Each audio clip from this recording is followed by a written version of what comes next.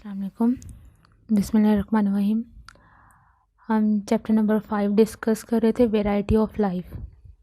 Previous lecture में हमने classification, unit of classification, nomenclature और फर्दर हमने किंगडम को क्लासीफाई किया। आज हम पढ़ने जा रहे हैं अबाउट वायरस। वायरस बेसिकली क्या होता है। आज का हमारा जो लेक्चर है वो वायरस पे है और वायरस पे हमने पढ़ना है, बेसिकली इसकी हिस्ट्री पढ़नी है कि हमने किस तरीके से वायरस को डिस्कवर किया गया। जो हमने यहाँ पे एक मेन पॉइंट, इसकी डेफिनेशन हम स्टार्ट करने लगे, नॉन सेलुलर। हमने इसको जो हमने 5 किंगडम सिस्टम बनाया था, हमने वहाँ पे वायरस की बात नहीं की क्योंकि हमने वहाँ पे लिविंग ऑर्गेनिज़म को कैटेगराइज़ किया था। 5 किंगडम सिस्टम में हमने लिविंग ऑर्गेनिज़म्स को कैटेगराइज़ किया था 5 किंगडम में, Monera, Protoctista, fungi, Plantae, animalia. हम वहाँ पे सेल की बात कर रहे थे, प्रोकैरियोट्स और यूकैरियोट्स की। लेकिन जो वायरस है वो उसकी डेफिनेशन ही स्टार्ट होती है नॉन सेलुलर। तो वायरस सेल नहीं है। वायरस के अंदर वो सारी प्रॉपर्टीज़ नहीं है जो एक सेल के अंदर होनी चाहिए थी। हम प्रीवियस लेक्चर्स में पढ़ चुके हैं सेल के अंदर क्या होना चाहिए, जो जिसको हम सेल कहते हैं। सेल हम उसको कहते हैं जिसके अंदर 3 पार्ट्स होते हैं। उसकी बाउंड्री सेल मेम्ब्रेन, उसके अंदर फ्लूइड साइटोप्लाज्म और उसके अंदर जो मेन जो उसके फंक्शंस को सारे कंट्रोल कर रहा होता है न्यूक्लियस। तो हम सेल उसको कहते हैं जिसके अंदर ये तीनों प्रॉपर्टीज़, तीनों पार्ट्स हों। उसके पास सेल मेम्ब्रेन भी हो, साइटोप्लाज्म भी हो और न्यूक्लियस भी हो।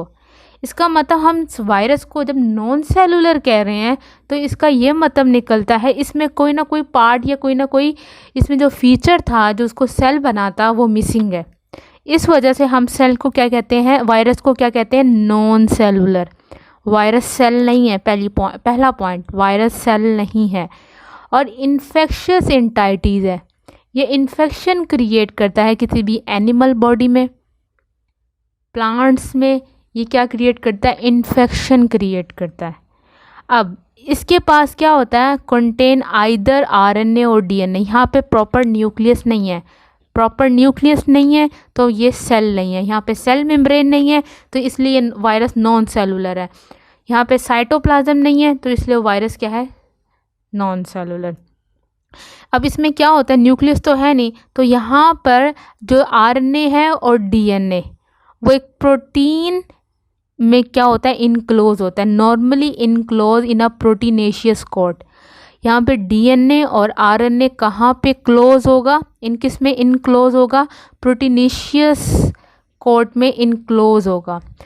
And reproduce only in living cell. अब हम यहाँ पे ये पॉइंट कर सकते हैं, राइज कर सकते हैं कि ये तो सेल नहीं है।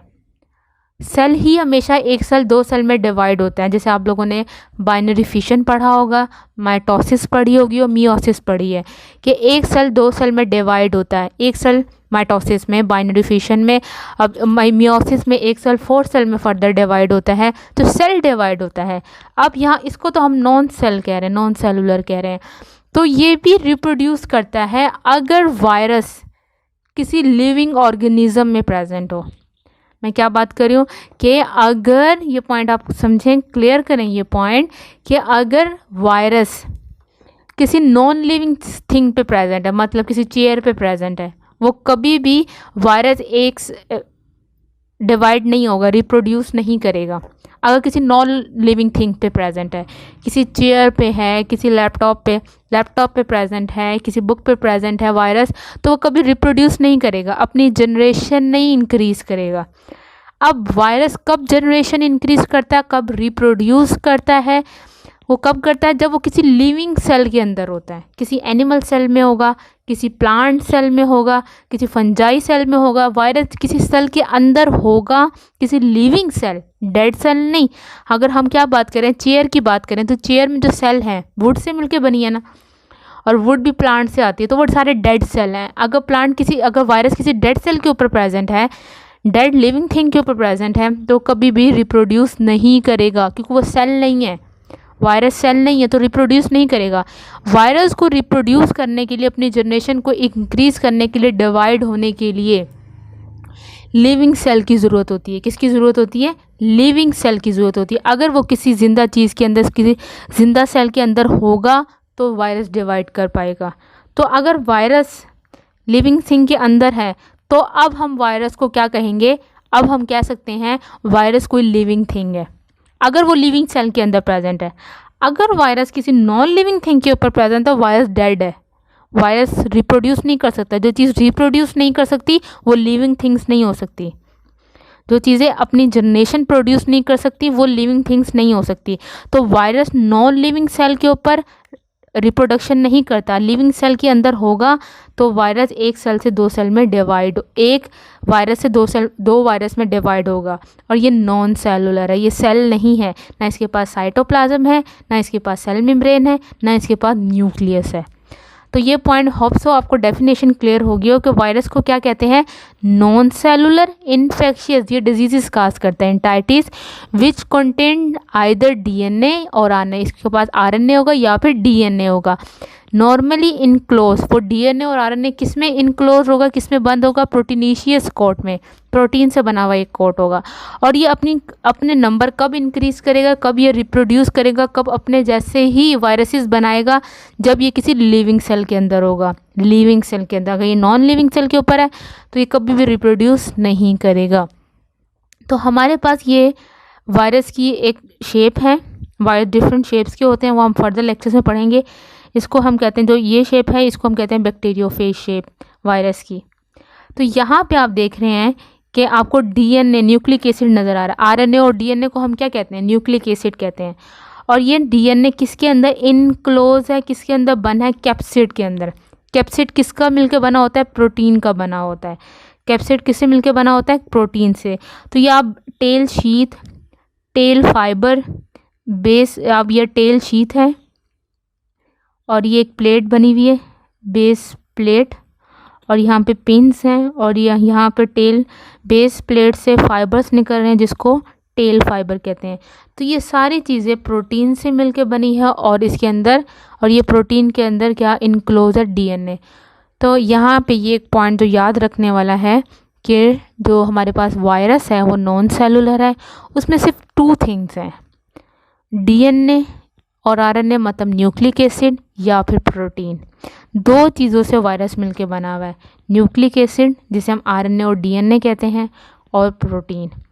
क्या है? किन 2 चीज़ों से मिलके वायरस बना है? न्यूक्लिक एसिड से, और डीएनए भी हो सकता है उसके अंदर, वायरस आरएनए भी हो सकता है, और प्रोटीन। इन 2 चीज़ों से मिलकर वायरस बना है।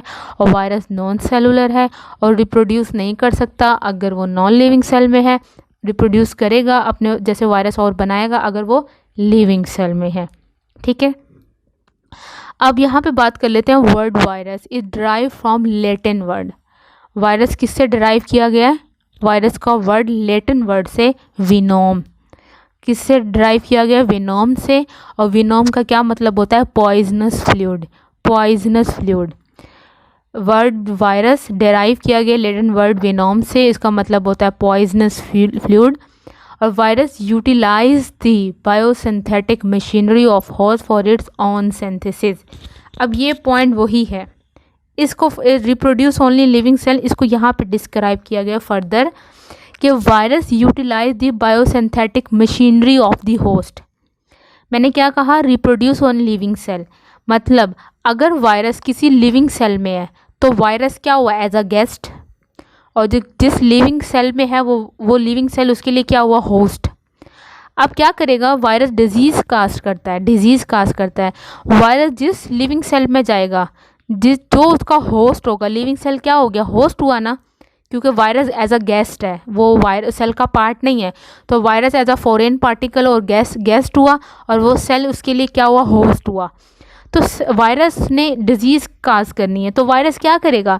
सबसे पहले होस्ट का जो फंक्शन है उसके अंदर जो डिफरेंट बायोसिंथेटिक मशीनरी चल रही है, क्योंकि जो होस्ट है वो तो लिविंग है, उसके अंदर मेटाबॉलिज्म हो रहा होगा, उसमें डिफरेंट फंक्शंस हो रहे होंगे, डिफरेंट एंजाइम्स बढ़ रहे होंगे, डिफरेंट उसकी बायोसिंथेटिक मशीनरी ऑन होगी। उसको जाके क्या कर लेगा? उस पर जाके अपना होल्ड कर लेगा। जैसे ही उस पर अपना काबू करेगा, होल्ड करेगा, तो क्या करेगा कि अपने जैसे और वायरस बनाना स्टार्ट कर देगा। सबसे पहले वो होस्ट की बायोसिंथेटिक मशीनरी को यूटिलाइज करेगा, उसको होल्ड करेगा, उस पर काबू पाएगा और फिर क्या करेगा, फॉर इट्स ओन सिंथेसिस अपने जैसे बहुत सारे वायरसेस बना लेगा अगर वो लिविंग सेल के अंदर प्रेजेंट है। तो यहाँ पे ये डेफिनेशन क्लियर हुई कि वायरस नॉन सेलुलर इन्फेक्शियस एंटाइटीज़ है, कि उसने नॉन सेलुलर है, इन्फेक्शन क्रिएट करनी है और इसमें न्यूक्लिक एसिड मतलब आरएनए और डीएनए प्रेजेंट होता है और ये किस में इनक्लोज होता है, प्रोटीनेशियस कोट में। और ये रिप्रोडक्शन जब भी करेगा जब ये लिविंग सेल में होगा, एक लिविंग होस्ट में होगा और होस्ट में जाके ये उसकी सारी बायोसिंथेटिक मशीनरी को यूटिलाइज करेगा और अपने जैसे बहुत सारे वायरसेस बनाएगा जिसको हम कहेंगे रिप्रोडक्शन कर रहा है। ये थी डेफिनेशन। नेक्स्ट हमारे पास हिस्ट्री की तरफ चलते हैं। In the period of Louis Pasteur के टाइम पे और रॉबर्ट कोच के टाइम पे। लुइस पास्चर का टाइम है 1822 से 1895 और हमारे पास रॉबर्ट कोच का टाइम है 1843 से 1910। इस पीरियड में वायरस को अभी तक वायरस नाम नहीं दिया गया था। उस टाइम इसको पॉइजन कहा जाता था, विनोम कहा जाता था, पॉइजन कहा जाता था। तो उस टाइम वायरस आइडेंटिफाई होता जा रहा था with the passage of time, लेकिन इसको प्रॉपर नाम नहीं दिया गया था। उस टाइम इसको कहते थे पॉइजन। नाउ अब कहा जाता है इसको वायरस या फिर particle of nucleic acid with a protein code. जैसे मैं आपको पहले बता चुकी हूँ, वायरस में सिर्फ दो चीज़ें हैं, न्यूक्लिक एसिड और प्रोटीन। न्यूक्लिक एसिड इनक्लोज होता है प्रोटीनेशियस कोड में। तो नाउ आजकल जिसको डिस्क्राइब किया जाता है वायरस या फिर पार्टिकल है of nucleic acid with a protein code, के न्यूक्लिक एसिड प्रोटीन कोड में होता है और ये काजेस करता है different diseases, influenza, hepatitis, small pox और एड्स। डिफरेंट डिजीज़, ये सारी डिजीज़ वायरस की वजह से होती हैं। और आजकल आपको पता है वायरस की वजह से जो कॉमन डिजीज़ हुई भी है आजकल, जैसे जो पेंडेमिक आया हुआ है वो है कोरोना वायरस, कोविड-19, उससे भी कोरोना होता है। तो ये सारी डिजीज़ वायरस की वजह से होती हैं। तो जो ब्रांच बायोलॉजी की जो ब्रांच वायरसेस को स्टडी करती है, डील करती है, उस ब्रांच को हम कहते हैं वायरोलॉजी। क्या कहा जाता है? वायरोलॉजी। ये है बायो की ब्रांच, वायरोलॉजी। नेक्स्ट हम डिस्कस करने जा रहे हैं कि किस तरीके से वैक्सीन अगेंस्ट वायरस डिस्कवर हुई। क्योंकि वायरस को किल करने के लिए कोई भी एंटीबायोटिक्स नहीं एंटीबायोटिक्स बेसिकली जो हम डिफरेंट डिजीज़ के अगेंस्ट लेते हैं वो हम बैक्टीरियल डिजीज़ के अगेंस्ट लेते हैं, लेकिन वायरस के अगेंस्ट जो हमारे लिए यूज़ होती है वो वायरस के अगेंस्ट कोई भी एंटीबायोटिक यूज़ नहीं होती, कोई भी मेडिसिन यूज़ नहीं होती। वायरस के अगेंस्ट हमेशा वैक्सीन यूज़ होती है। क्या यूज़ होती है? वैक्सीन यूज़ होती है। हम आगे फर्दर डिस्कस करते हैं कि वैक्सीन बेसिकली होती क्या है। तो यहाँ पे discovery of vaccine against virus, सबसे पहले वैक्सीन का वर्ड डेराइव हुआ वैका से। वैका मीन कव, ये स्पेनिश वर्ड है वैका, और वैका को स्पेनिश में क्या कहते हैं? कव कहते हैं। ये एक हिस्ट्री है छोटी सी, केस एक स्टोरी टाइप है। Edward Jenner discover a vaccination for smallpox disease in 1796 में एक एपिडेमिक आया स्मॉल पॉक्स का। अब उसके अगेंस्ट वो भी वायरस की, स्मॉल पॉक्स भी वायरस की वजह से होती है। अब स्मॉल पॉक्स को क्या करना था? उसके अगेंस्ट वैक्सीन डिस्कवर करनी थी। तो वो किसने की? एडवर्ड जेनर ने की 1796 में। उन दिनों एक कॉमन डिजीज़ थी काऊ में, काउपॉक्स। काउपॉक्स क्या होती है? काउपॉक्स क्या होते हैं कि एक लॉइजन, काऊ की बॉडी पे लॉइजन बन जाते, दाने बन जाते जिसमें पस होती है। अब एडवर्ड जेनर ने क्या किया कि काऊ पॉक्स से, जो काऊ था उसमें जो उसकी पॉक्स और लॉइजन था, उस वहाँ से पस ली और एक ऐसे बच्चे में इंजेक्ट की जिसको स्मॉल पॉक्स नहीं था। मतलब कि जो यहाँ पे लॉइजन से जो पस ली जा रही है वो काऊ से ली जा रही है और उसको इंजेक्ट किया जा रहा है एक ह्यूमन में इंजेक्ट किया जा रहा है, एक चाइल्ड में इंजेक्ट किया जा रहा है जिसको कोई भी डिजीज़ नहीं है, उसके अंदर स्मॉल पॉक्स नहीं है। जैसे ही काऊ पॉक्स की पस एक हेल्दी चाइल्ड में डाली गई तो क्या हुआ? उसका जो इम्यून सिस्टम था, बच्चे का, चाइल्ड का इम्यून सिस्टम था, वो एक्टिवेट हो गया। उसने इस काऊ पॉक्स का जो पस थी उसके अगेंस्ट बॉडी में क्या बना ली, एंटीबॉडीज सिंथेसाइज करने लग गया, उसका इम्यून सिस्टम एक्टिवेट हो गया। अब जैसे ही फिर क्या किया गया, इस बच्चे के अंदर स्मॉल पॉक्स का वायरस इंजेक्ट किया गया, स्मॉल पॉक्स। लेकिन क्या हुआ, जैसे ही स्मॉल पॉक्स का वायरस जो उस टाइम ह्यूमंस में हो रहा था, ह्यूमंस को स्मॉल पॉक्स हो रहा था, अब जैसे ही इस बच्चे के अंदर वो वायरस को एंटर किया गया स्मॉल पॉक्स का, इसको स्मॉल पॉक्स नहीं हुआ। उसकी वजह ये थी कि इसकी बॉडी इम्यूनाइज ऑलरेडी हो चुकी थी, जो एडवर्ड जेनर ने कॉपॉक्स के पस डालने से की थी। अब हम इसको पढ़ लेते हैं। Edward Jenner discover a vaccination for smallpox disease in 1796। Jenner ने क्या किया, स्ट्रेच सम पस फ्रॉम अ कॉपॉक्स सोर। उसने कॉपॉक्स के सोर जख्म था, दाने थे, उससे क्या की, थोड़ी पस ली into the arm of the boy. और बॉय कौन सा, जेम्स पेप्स के बाजू में वो पस इंजेक्ट कर दी। अब उसने क्या देखा, to see whatever exposure of virus. अब जो कॉपॉक्स भी वायरस की वजह से होती है, उसने ये देखा कि ये वायरस के इंजेक्ट की वजह से इसको स्मॉल पॉक्स होती है, तो virus protect the child from the small virus Pep has become immune proving that inoculation with कॉपॉक्स provided resistance against small pox. कि कॉपॉक्स और स्मॉल पॉक्स, कॉपॉक्स किस में होती है, एनिमल में होती है, काऊ में होती है, और स्मॉल पॉक्स ह्यूमंस में होती है। उसने ये देखा कॉपॉक्स की पस ने ह्यूमंस को इम्यूनाइज कर दिया, उस बच्चे को इम्यूनाइज कर दिया कि अब उस बच्चे को स्मॉल पॉक्स नहीं हो सकती। अगर इस बच्चे के अंदर स्मॉल पॉक्स का वायरस इनोकुलेट किया जाए, इंजेक्ट किया जाए, तो उसको स्मॉल पॉक्स नहीं होगी, क्योंकि उसकी बॉडी ऑलरेडी इम्यूनाइज हो गई है कॉपॉक्स की वैक्स की वजह से। ठीक है, कॉपॉक्स पस की वजह से। तो यहाँ पे सबसे पहले वैक्सीन डिस्कवर हुई। अब वैक्सीन होती क्या है, इसकी क्या प्रॉपर डेफिनेशन होती है, तो वैक्सीनेशन की हम पहले बात कर लेते हैं। Vaccination is the administration of vaccine to help the immune system develop protection from a disease. Vaccination क्या है कि वैक्सीन इंजेक्ट की जाती है ह्यूमन में कि उनका इम्यून सिस्टम उसके अंदर स्ट्रॉन्ग किया जा सके, इम्यून सिस्टम उससे स्पेसिफिक डिजीज़ के अगेंस्ट डेवलप किया जा सके, जो उसको प्रोटेक्ट करे डिजीज़ से। अब वैक्सीन क्या होती है, वैक्सीन होती है कंटेन अ माइक्रो ऑर्गेनिज्म। तो बेसिकली जो वैक्सीन होती है उसमें वही वायरस होता है जिससे डिजीज़ होनी होती है, लेकिन वो वायरस या तो क्या होगा बच्चों, वीकेंड होगा, कमज़ोर होगा, ज़िंदा ज़रूर होगा लेकिन वो वीकेंड होगा, कमज़ोर होगा, या फिर वो मरा हुआ होगा, किल्ड होगा, डेड स्टेट में होगा। क्या हो वो वैक्सीन बेसिकली क्या होती है, वही माइक्रो ऑर्गेनिज्म जो पहले डिजीज़ काज कर रहे थे, हम पर्सन के अंदर इंजेक्ट कर देते हैं उसे वीकन फॉर्म में, कमज़ोर फॉर्म में। वो डेड नहीं होते लेकिन वीक होते हैं। अब वो इतने वीक होते हैं वो डिज़ीज़ काज नहीं कर सकते, लेकिन डिज़ीज़ तो काज नहीं कर सकते, लेकिन हमारी बॉडी को में इम्यून सिस्टम एक्टिवेट कर देते हैं वो। तो अब जो आजकल जो कोरोना वायरस के अगेंस्ट जो वैक्सीन डेवलप की जा रही है वो भी यही है कि जब वैक्सीन प्रिपेयर हो जाएगी, वो वैक्सीन भी क्या होगी, या तो वीकेंड कोरोना वायरस होंगे, लाइव तो होंगे, ज़िंदा होंगे, लिव होंगे मतलब ज़िंदा होंगे, लेकिन वो वीकेंड होंगे, या फिर वो डेड होंगे, किल्ड होंगे। अब वो क्या किए जाएंगे, एज अ वैक्सीन की फॉर्म में बॉडी में इंजेक्ट किए जाएंगे, और जब बॉडी में इंजेक्ट किए जाएंगे तो हमारी बॉडी का क्या होगा, इम्यून सिस्टम फ़ौरन एक्टिवेट हो जाएगा।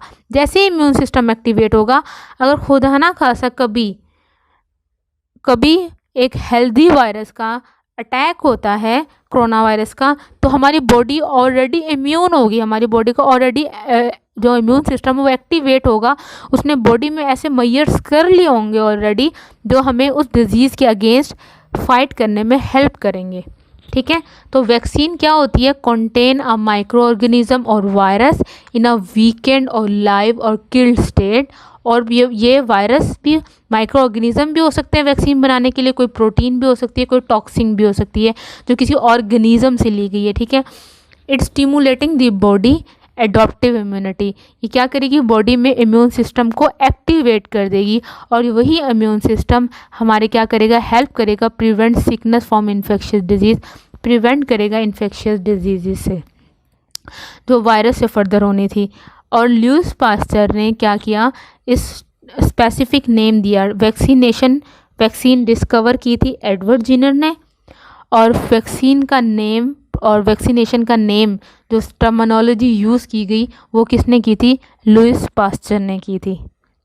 नेक्स्ट हमारे पास है वर्क ऑफ चैम्बरलैंड।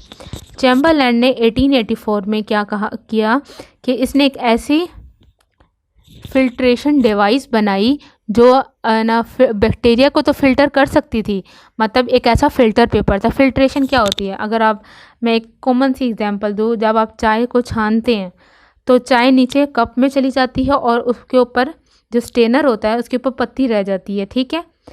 अब यही बात कि एक ऐसा स्टेनर बनाया गया, एक ऐसा फ़िल्टर बनाया गया जिसको पोर्सिलीन फ़िल्टर पेपर कहते हैं, पोर्सिलीन फ़िल्टर कहते हैं, जो बैक्टीरिया को स्टेन कर सकता था, बैक्टीरिया को छान सकता था। मतलब एक ऐसा हम कहें एक सॉल्यूशन है, वो सॉल्यूशन क्या है, उसके अंदर बैक्टीरिया प्रेजेंट है। अब हम बैक्टीरिया, एक ऐसा फ़िल्टर बनाया गया जिसमें पोर्स इतने स्मॉल हैं, हम बैक्टीरिया को नेकेड आई से नहीं देख सकते हैं, हम बैक्टीरिया को माइक्रोस्कोप से हमें देखना पड़ता है। तो एक ऐसा फ़िल्टर पेपर बनाया गया जो बैक्टीरिया को फ़िल्टर कर दे, कि सॉल्यूशन नीचे बीकर में चला जाए और फिल्टर के ऊपर बैक्टीरिया रह जाएं, बैक्टीरिया स्टेन ना हो पाए, बैक्टीरिया स्टेनर के ऊपर ही रह जाए, फिल्टर के ऊपर ही रह जाए। तो उसने देखा कि फ़िल्टर पेपर है, पोर्सिलीन फ़िल्टर पेपर, जिससे बैक्टीरिया पास नहीं हुए, बैक्टीरिया स्टेन हो गए। लेकिन क्या हुआ कि उन दिनों एक डिज़ीज़ बहुत कॉमन थी, रेबीज़। रेबीज़ किसे कहते हैं, a disease which is transfer to human by bites of rabbit, dog, fox, cat, bats and other animal. Rabies disease basically क्या होती है, ह्यूमंस में होती है। और ये कब होती है, जब कोई रैबिट डॉग, मतलब कोई पागल कुत्ता किसी इंसान को काट ले तो उससे जो ह्यूमन में डिजीज़ होगी उसको हम कहते हैं रेबीज़। अगर कोई रैबिट डॉग काट ले, फॉक्स, कैट, बैट, तो बेसिकली उससे जो ह्यूमन में डिजीज़ होगी उसको हम कहते हैं रेबीज़। तो ये रैबिट डॉग जो ट्रांसफ़र करता है वो वायरस ट्रांसफ़र करता है ह्यूमन की बॉडी में, और जैसे ही ह्यूमन की बॉडी में वायरस जाता है उससे रेबीज़ हो जाती है। तो उसने देखा कि इसने रेबीज़ का ये वायरस ह्यूमन की बॉडी से क्या किए, कलेक्ट किए, और इसने पोर्सिलीन फ़िल्टर पेपर से पास किए। तो उसने देखा कि बैक्टीरिया तो पास नहीं हुए, लेकिन जो ऐसा एजेंट जो रेबीज़ काज कर रहा है, वो इजीली पोर्सिलीन फ़िल्टर से पास हो गया। ये पॉइंट क्लियर है सारों को, कि उसने देखा ये डिज़ीज़ बैक्टीरिया की वजह से नहीं हो रही, एक ऐसे ऑर्गेनिज्म, एक ऐसे एजेंट की वजह से हो रही है जो पोर्सिलीन फ़िल्टर पेपर्स के पोर्स इतने स्मॉल हैं कि वो बैक्टीरिया को तो गुजरने नहीं दे रहे, लेकिन एक ऐसी चीज़ को गुजरने दे रहे हैं, एक ऐसे एजेंट को गुजरने दे रहे हैं जो रेबीज़ काज करता है। तो उसने देखा कि जो वायरस था वो इजीली पोर्सिलीन फ़िल्टर पेपर से पास होकर नीचे बीकर में आ गया, सॉल्यूशन में आ गया। तो उसने कहा जो ये रेबीज़ है, they describe that this disease causing unseen agent, एक ऐसे एजेंट की वजह से हो रही है जो फिल्टरेबल है, जो पोर्सिलीन फ़िल्टर से इजीली पास हो जाता है। तो उसने क्या नाम दिया, फिल्टरेबल वायरस का नाम दिया। ये तो वर्क ऑफ चैम्बरलैंड। नेक्स्ट हम बात कर लेते हैं वर्क ऑफ इवानोव्स्की। हाँ जी, इवानोव्स्की ने 1892 में क्या किया, डिस्कवर किया अब टोबैको मोज़ेक वायरस को, टोबैको मोज़ेक वायरस। अब हम टोबैको बात कर लेते हैं। टोबैको किसे कहते हैं, तंबाकू को कहते हैं। अब जब ना टोबैको में एक डिज़ीज़ होती है कि ये हमारे पास टोबैको मोज़ेक वायरस की वजह से हुई है, जो लीव्स होते हैं उस पर ऐसे डार्क स्टेन से बनने लग जाते हैं, इस तरह से कि उसका ग्रीन कलर डिसअपियर होने लग जाता है और उसके ऊपर ब्लैक कलर के स्टेन बनने लग जाते हैं, इस तरीके से ग्रीन कलर डिसअपियर होने लग जाता है।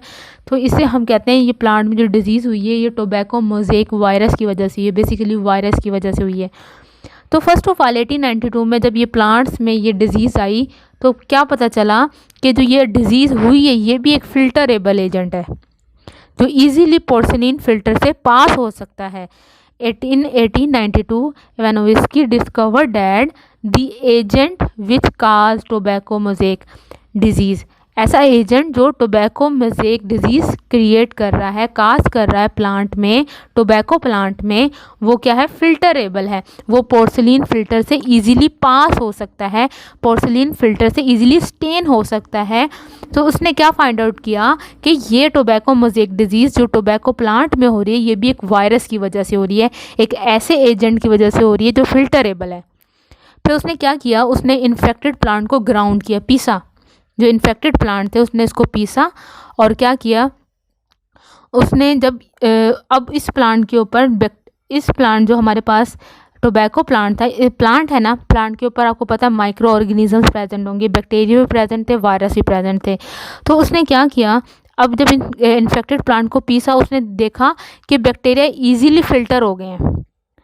ईजीली फ़िल्टर मतलब कि उसने बैक्टीरिया को स्टेन कर लिया, जो उसने ग्राउंड करके सॉल्यूशन बनाया, इन्फेक्टेड प्लांट को पहले पीसा, उसको पानी में डाला, एक सॉल्यूशन बन गया। अब उसने पोर्सिलीन फ़िल्टर पेपर से वो सॉल्यूशन पास किया, तो उस सॉल्यूशन के ऊपर लीव्स भी रह गए, जो ग्राउंड किए थे पीसे हुए लीव्स भी रह गए, और बैक्टीरिया भी रह गए, ठीक है, क्योंकि बैक्टीरिया तो पोर्सिलीन फ़िल्टर से पास नहीं हो सकते। अब जो नीचे बीकर में सॉल्यूशन आया, उसमें जस्ट क्या थे, वायरस थे जो फिल्टरेबल थे। ही प्लेस्ड इट, अब उसने जो सॉल्यूशन आया उसको हेल्दी टोबैको लीव्स पे डाल दिया, देखने के लिए कि इस सॉल्यूशन में वही फिल्टरेबल एजेंट है जो ऐसा इस जो डिज़ीज़ काज कर रहा है। तो उसने जो सॉल्यूशन था जिसमें वायरस प्रेजेंट थे, जो फिल्टर होकर सॉल्यूशन में आ गए थे, he place on a healthy leaves of tobacco, उसने जैसे ही हेल्दी लीव्स में वो सॉल्यूशन डाला जिसमें फिल्टरेबल एजेंट था, जिसमें वायरस था, ही ऑब्जर्व है, उसने देखा जो फिल्ट्रेट था उसने क्या काज कर दी, डिजीज़ काज कर दी हेल्दी प्लांट में, क्योंकि उस सॉल्यूशन में वायरस फिल्टर होकर आ गए थे। तो after that presence of similar filter passing ultra microscopic agent was seen in the victim of many disease.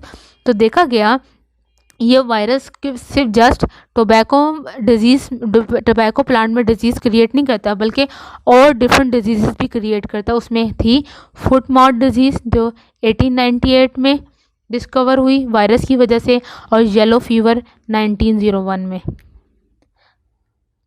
Next, इस वायरस को टोबैको प्लांट से किसने, वो तो पता चला कि डिस्कवर किया गया कि यहाँ पे एवेनोस्की ने क्या किया, उसे पता चला कि ये एक ऐसे एजेंट की वजह से प्लांट में डिजीज़ हो रही है जो फिल्टरेबल है। अब उस प्लांट को, उस वायरस को किसने क्रिस्टलाइज किया, सेपरेट किया प्लांट से, उस सॉल्यूशन से, वो किसने किया, स्टेनले ने किया। स्टेनले ने आइसोलेशन ऑफ वायरस की है बाय स्टेनले। उसने क्या किया कि chemical analysis of these particle show that they contain only nucleic acid and protein. उसने जब इस वायरस को, इस फिल्टरेबल वायरस को अलहदा किया और उसका एनालिसिस किया, केमिकल एनालिसिस, तो उसको पता चला ये वायरस में दो चीज़ें हैं, एक है प्रोटीन और दूसरा है न्यूक्लिक एसिड, जो हम स्टार्ट में डेफिनेशन में बात कर चुके हैं कि ये जो वायरस है फिल्टरेबल वायरस है, फिल्टरेबल एजेंट है जो डिफरेंट डिजीज़ काज कर रहा है, प्लांट में काज कर रहा है टोबैको मोज़ेक डिजीज़, और ना इसके अलावा क्या काज कर रहा है, foot mouth disease, yellow fever. इस वायरस के अंदर खाली दो चीज़ें, ये वायरस दो चीज़ों से मिलकर बना है, प्रोटीन से, कैप्सिड प्रोटीन से, और आरएनए या डीएनए मतलब न्यूक्लिक एसिड से। ये आज का टॉपिक था, history and discovery of virus. Thank you.